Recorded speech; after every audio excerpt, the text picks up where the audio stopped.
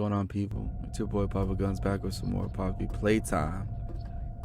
Now, where we left off was Poppy trying to play with us, chasing us through the vents and everything, loud ass footsteps, and just scaring us. That's where we left off. No, run. No, stop. Go back. Run. Stop. Turn around. Danger. Stop.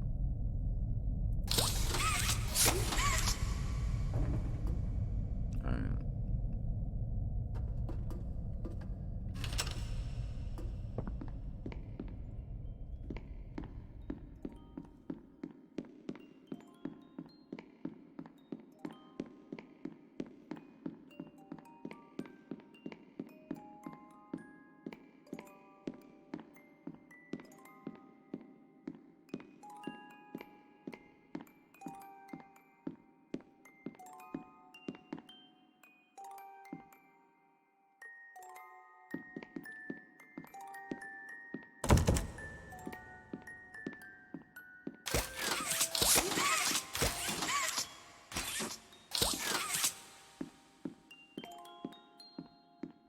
Books.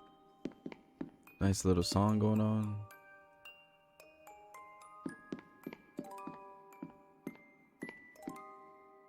I thought I saw something moving.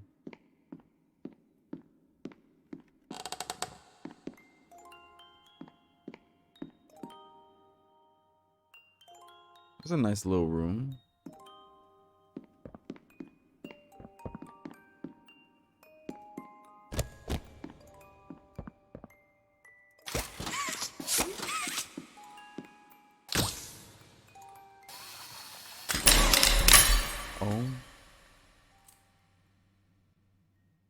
You opened my case.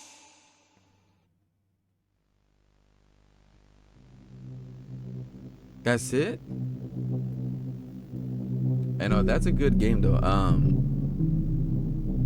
Game director Isaac Christopherson. Story Zach Seth. So a good amount of people on this. Yeah, this was a great game.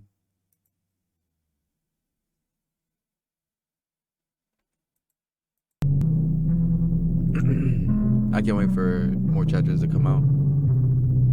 It's gonna be a real good game.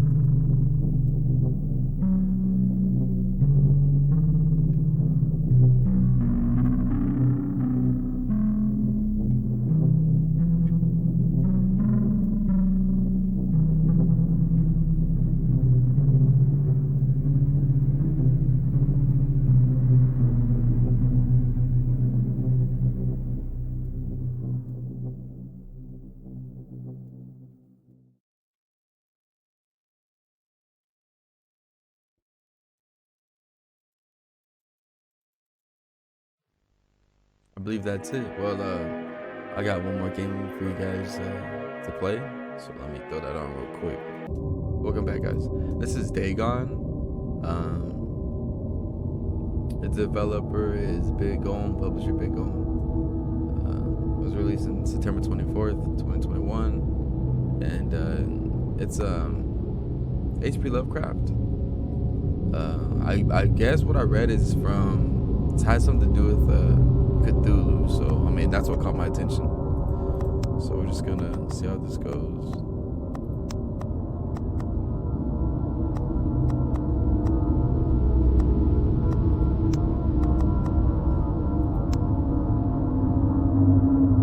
Dagon is a faithful interactive adaptation of H.P. Lovecraft's work focused on story and atmosphere. You will not find difficult choices, action sequences, or inventory management here. And movement is limited to progressing through locations along with the plot. I am writing this under an appreciable mental strain, since by tonight I shall be no more.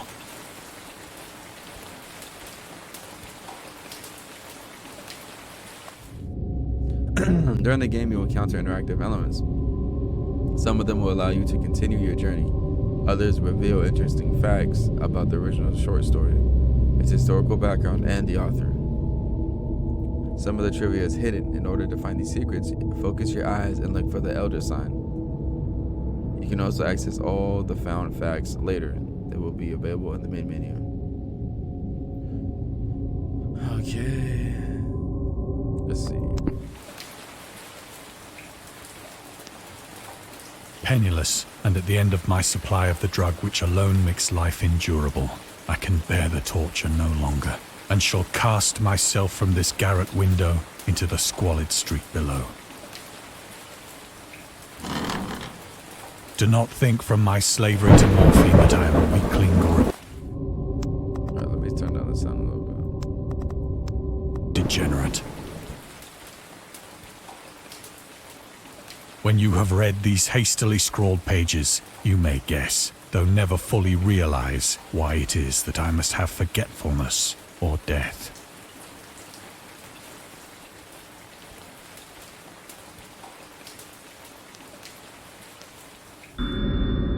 Morphine entered into the use of the 19th century and was routinely administered to treat severe pain during the American Civil War and World War I. It was also sold without restrictions until 1914. Morphine became more popular after their invention of the hypodermic syringe around 1854. Frederick Serturner, who first isolated the substance, originally named it morphium after Morpheus, the Greek god associated with dreams. At the time when Dagon was published, morphine abuse, known as soldier's disease, already possessed a big problem in the United States.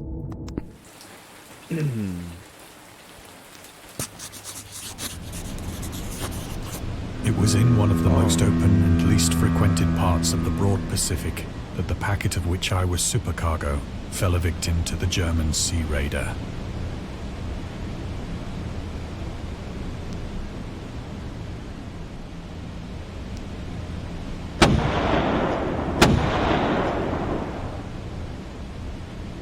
The Great War was then at its very beginning, and the ocean forces of the Hun had not completely sunk to their later degradation, so that our vessel was made a legitimate prize, whilst we of her crew were treated with all the fairness and consideration due us as naval prisoners.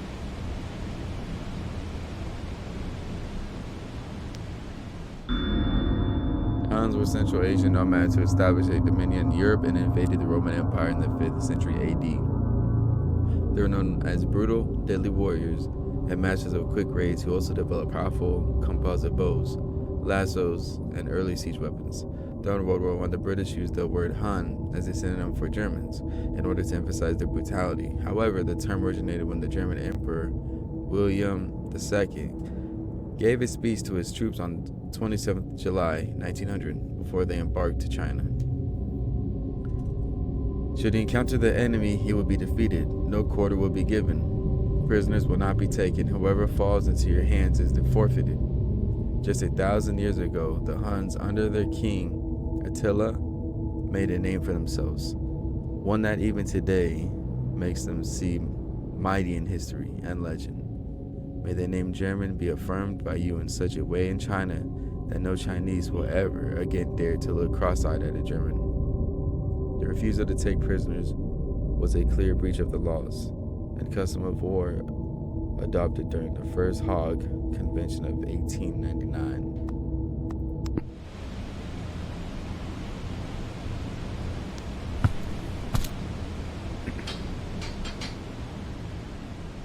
So liberal, indeed, was the discipline of our captors, that 5 days after we were taken, I managed to escape alone in a small boat with water and provisions for a good length of time.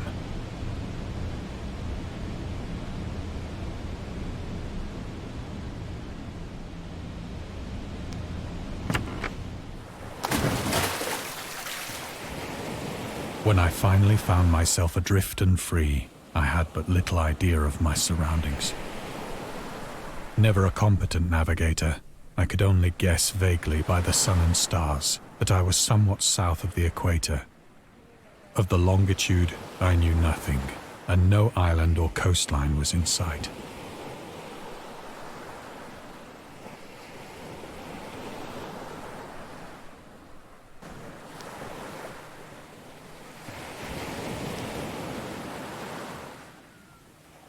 The weather kept fair, and for uncounted days I drifted aimlessly beneath the scorching sun, waiting either for some passing ship or to be cast on the shores of some habitable land.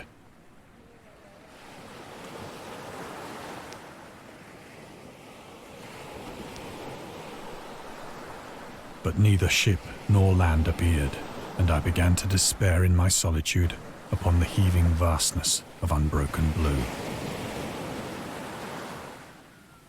The change happened whilst I slept.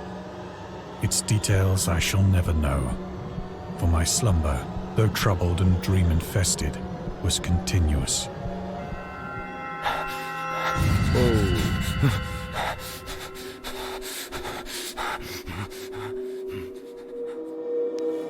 When at last I awoke, it was to discover myself half sucked into a slimy expanse of hellish black mire, which extended about me in monotonous undulations as far as I could see, and in which my boat lay grounded some distance away.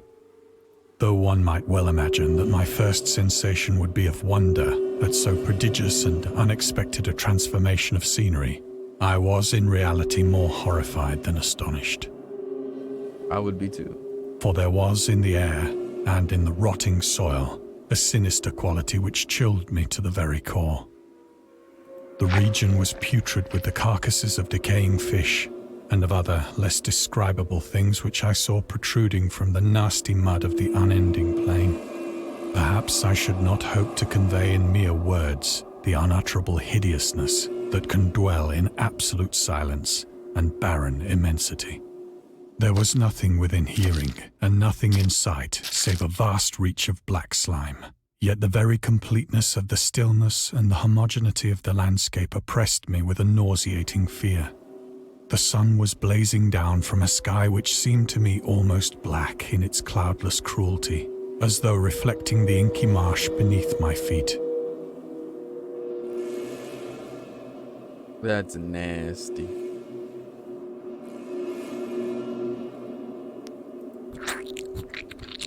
Yeah.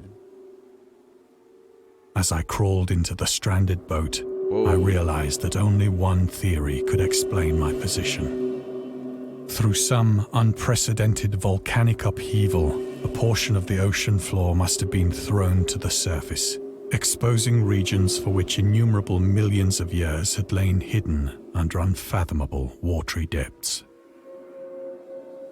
So great was the extent of the new land which had risen beneath me that I could not detect the faintest noise of the surging ocean, straining my ears as I might. Nor were there any seafowl to prey upon the dead things.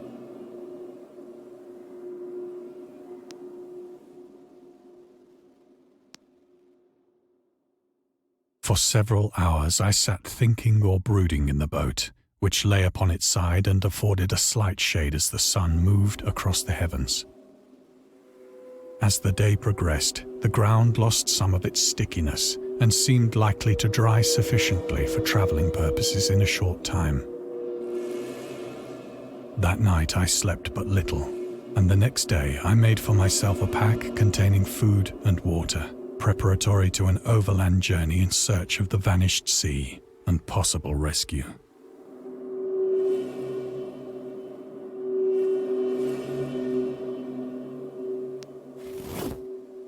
On the third morning, I found the soil dry enough to walk upon with ease. The odor of the fish was maddening, but I was too much concerned with graver things to mind so slight an evil, and set out boldly for an unknown goal.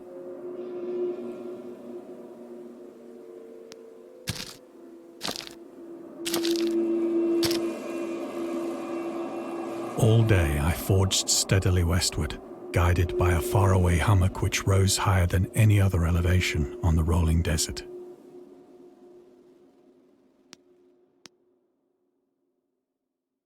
Man, look at that. That's crazy.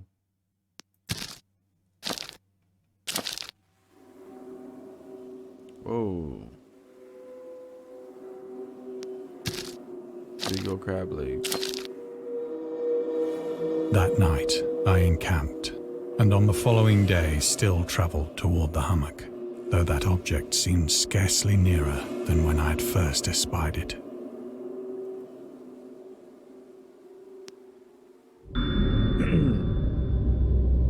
Horrors of the Ocean. The creator of the Cthulhu mythos and the fictional underwater city of Rai, I guess, was convinced that life could not exist at the bottom of the ocean because the water pressure would make it uninhabitable. Today we know that the darkest depths of the ocean are home to many peculiar organisms. The deepest dwelling fish we have discovered so far, the Mariana snowfish, can live about 8,000 meters, more than 26,000 feet, below the ocean's surface, and never-ending darkness and that hellish crushing pressure, hundreds of times stronger than those found at sea level. Upon glancing at the modern photos of deep sea creatures, such as the anglerfish, the fangtooth, or the viperfish, and the truly Lovecraftian characteristics, it's hard not to find some irony to this.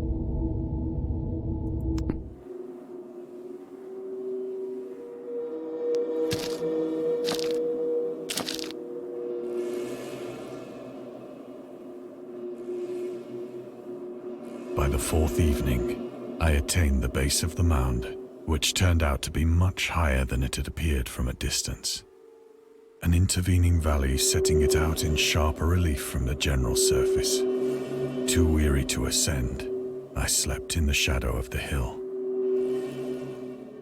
I know not why my dreams were so wild that night, but ere the waning and fantastically gibbous moon had risen far above the eastern plain, I was awake in a cold perspiration, determined to sleep no more. Such visions as I had experienced were too much for me to endure again, and in the glow of the moon I saw how unwise I had been to travel by day. Without the glare of the parching sun, my journey would have cost me less energy. Indeed, I now felt quite able to perform the ascent which had deterred me at sunset. Picking up my pack, I started for the crest of the eminence. I have said that the unbroken monotony of the rolling plain was a source of vague horror to me. But I think my horror was greater when I gained the summit of the mound and looked down the other side into an immeasurable pit or canyon, whose black recesses the moon had not yet soared high enough to illumine. I felt myself on the edge of the world, peering over the rim into a fathomless chaos of eternal night. Oh. Through my terror ran curious reminiscences of Paradise Lost and of Satan's hideous climb through the unfashioned realms of darkness. As the moon climbed higher in the sky, I began to see that the slopes of the valley were not quite so perpendicular as I had imagined.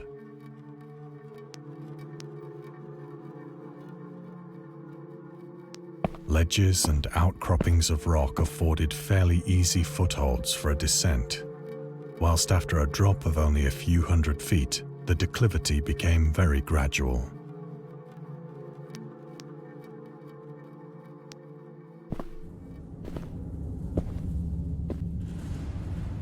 Urged on by an impulse which I cannot definitely analyze, I scrambled with difficulty down the rocks and stood on the gentler slope beneath, gazing into the Stygian deeps, where no light had yet penetrated.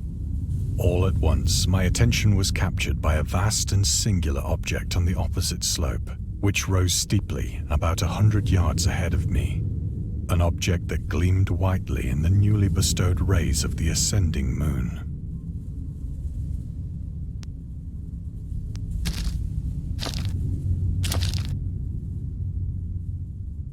That it was merely a gigantic piece of stone, I soon assured myself, but I was conscious of a distinct impression that its contour and position were not altogether the work of nature. A closer scrutiny filled me with sensations I cannot express. For despite its enormous magnitude and its position in an abyss, I perceived beyond a doubt that the strange object was a well-shaped monolith, whose massive bulk had known the workmanship and perhaps the worship of living and thinking creatures. Dazed and frightened, yet not without a certain thrill of the scientist's or archaeologist's delight. I examined my surroundings more closely.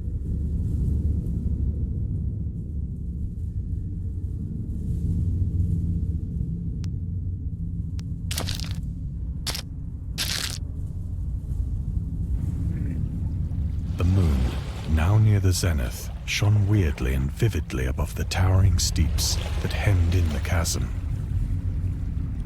and revealed the fact that a far-flung body of water flowed at the bottom, winding out of sight in both directions and almost lapping my feet as I stood on the slope. Across the chasm, the wavelets washed the base of the Cyclopean monolith, on whose surface I could now trace both inscriptions and crude sculptures. The writing was in a system of hieroglyphics unknown to me and unlike anything I'd ever seen in books, consisting for the most part of conventionalized aquatic symbols such as fishes, eels, octopi, crustaceans, mollusks, whales, and the like. Several characters obviously represented marine things which are unknown to the modern world, but whose decomposing forms I had observed on the ocean-risen plain. It was the pictorial carving, however, that did most to hold me spellbound.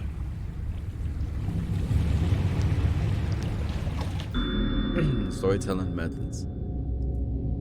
Dagon contains many themes and storytelling methods that Lovecraft developed in his later works, such as telling the story through carvings at the Mountains of Madness, the Nameless City, journals and characters' notes, the Shadow Out of Time, the Hunter of the Dark, islands emerging from the ocean, the Call of Cthulhu, or fictional beings and deities based on real events and mythologies. Migo with the Whisper in Darkness. It also considered the origin of the popular Cthulhu mythos. Some of Lovecraft's other stories also conclude in a manner similar to Dagon, but let's skip the details in order not to spoil the ending. Plainly visible across the intervening water, on account of their enormous size, were an array of bas-reliefs whose subjects would have excited the envy of a Doré. I think that these things were supposed to depict men, at least a certain sort of men,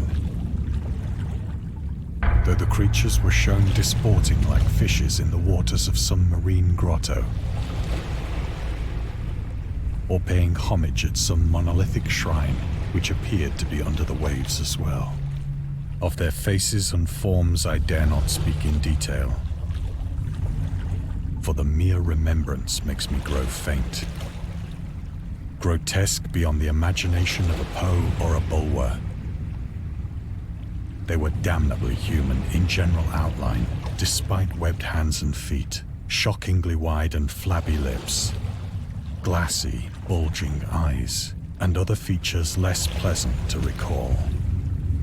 Curiously enough, they seem to have been chiseled badly out of proportion with their scenic background. For one of the creatures was shown in the act of killing a whale, represented as but little larger than himself. Wow, that's big. I remarked, as I say, their grotesqueness and strange size, but in a moment decided that they were merely the imaginary gods of some primitive fishing or seafaring tribe. Some tribe whose last descendant had perished eras before the first ancestor of the Piltdown or Neanderthal man was born.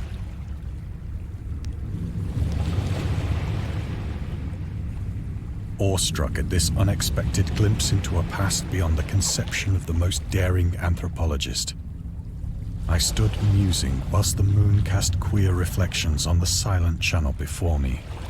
Then, suddenly, I saw it. With only a slight churning to mark its rise to the surface, the thing slid into view above the dark waters. Fiend-like and loathsome, it darted like a stupendous monster of nightmares to the monolith, about which it flung its gigantic scaly arms, while it bowed its hideous head and gave vent to certain measured sounds. I think I went mad then. frantic ascent of the slope and cliff, and of my delirious journey back to the stranded boat, I remember little.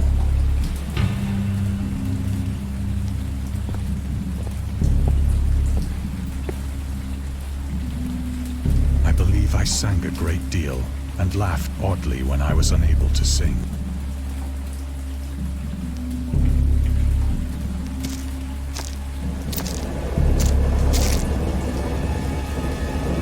I have indistinct recollections of a great storm sometime after I reached the boat. At any rate, I know that I heard pearls of thunder and other tones which nature utters only in her wildest moods.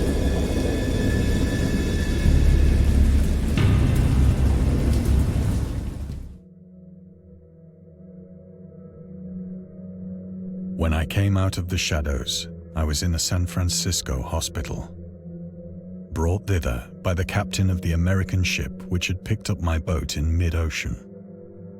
In my delirium, I had said much, but found that my words had been given scant attention. Of any land upheaval in the Pacific, my rescuers knew nothing. Nor did I deem it necessary to insist upon a thing which I knew they could not believe.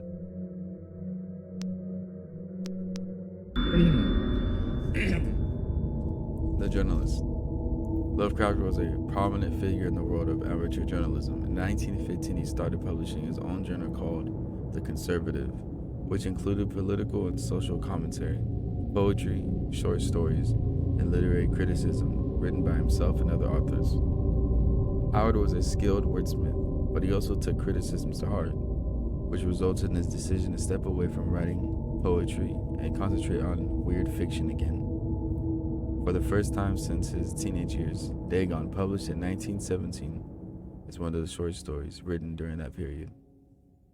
In this example excerpt from The Conservative, the master of horror fiction explains his attitude towards warfare and the idea of world peace.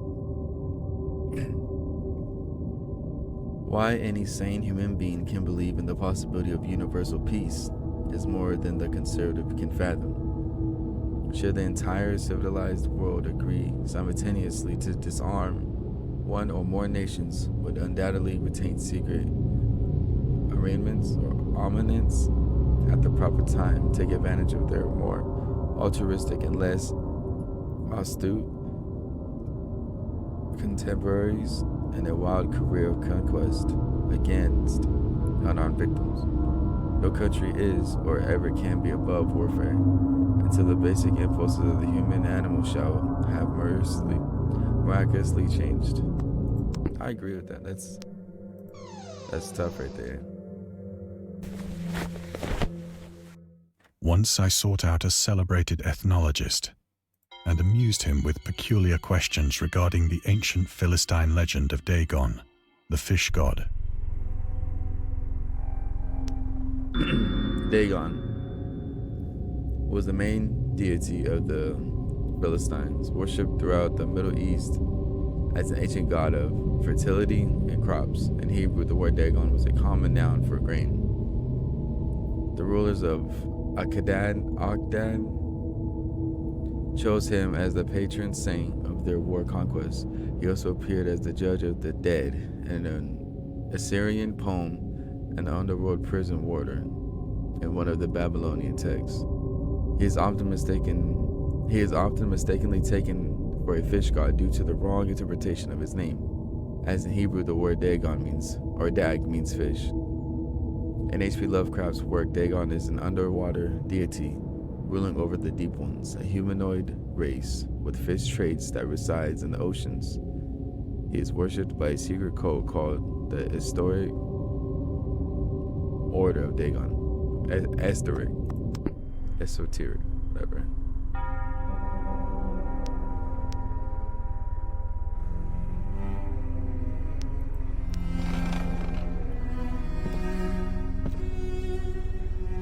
But soon perceiving that he was hopelessly conventional, I did not press my inquiries.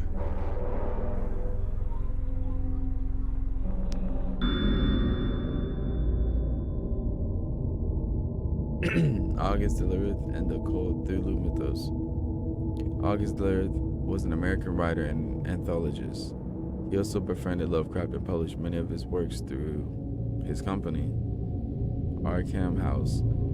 Although he greatly contributed to the popularization of the author's work after his death, he is surrounded by numerous controversies. One of his most questionable decisions involved introducing the good versus evil doctrine to the Cthulhu mythos, which contrasted with Lovecraft's views of the world and his approach to cosmic horror. As a result, the author's work are often misunderstood and misrepresented in today's culture.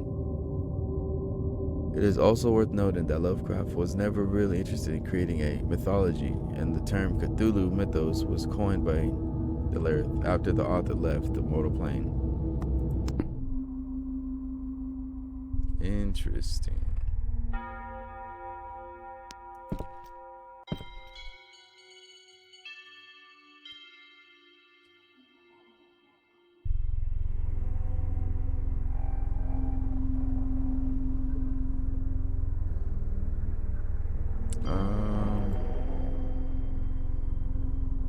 What am I supposed to look for? Oh.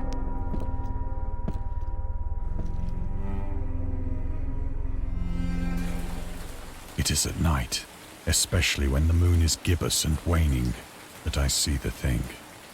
I tried morphine, but the drug has given only transient surcease and has drawn me into its clutches as a hopeless slave.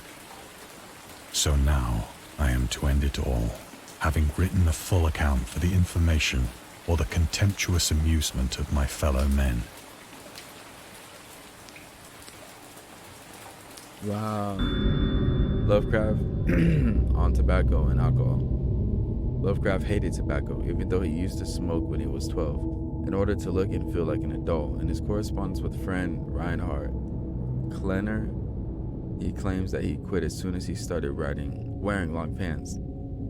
He also had a very strong opinion about alcohol, as evidenced by his letter to Zella Brown, dated 13th February 1928. As for the matter of drinking, I have never tasted intoxication liquor, and never intend to, having a strong aesthetic disgust at anything which blunts or coarsens the delicate nature. Equipose? I don't know. Of the evolved human intellect and imagination. Drinking excited my personal repugnance, hence I don't drink. Let the herd do what they will. I am rather in favor of prohibition, the prohibition of any antisocial force as well as any other. Interesting. So, am I gonna commit suicide or something? Often, I ask myself if it could not all have been a pure phantasm, a mere freak of fever, as I lay sun-stricken and raving in the open boat after my escape from the German man-of-war.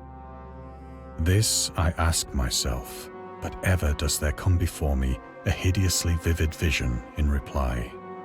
I cannot think of the deep sea without shuddering at the nameless things that may at this very moment be crawling and floundering on its slimy bed, worshipping their ancient stone idols and carving their own detestable likenesses on submarine obelisks of water-soaked granite. I dream of a day when they may rise above the billows to drag down into their reeking talons the remnants of puny, war-exhausted mankind. Of a day when the land shall sink and the dark ocean shall ascend amidst universal pandemonium. This is a trip.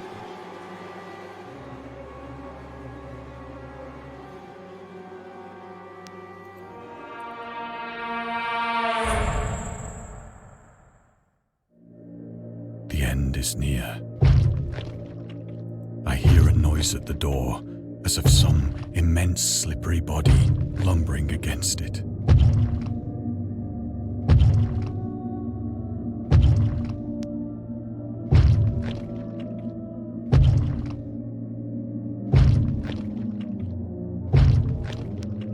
It shall not find me.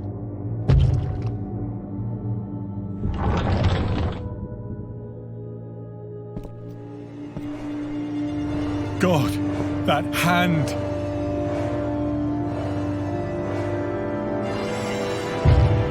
The window! The window!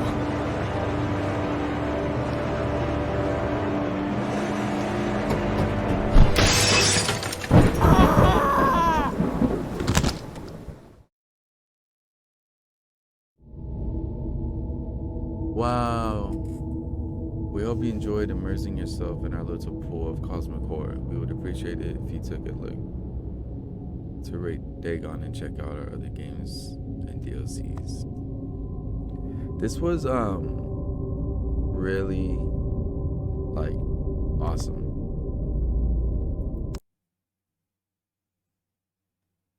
That was awesome. Well, that was Dagon. I think that's a very immersive game. I really like it, you know. Bravos to them. Very good.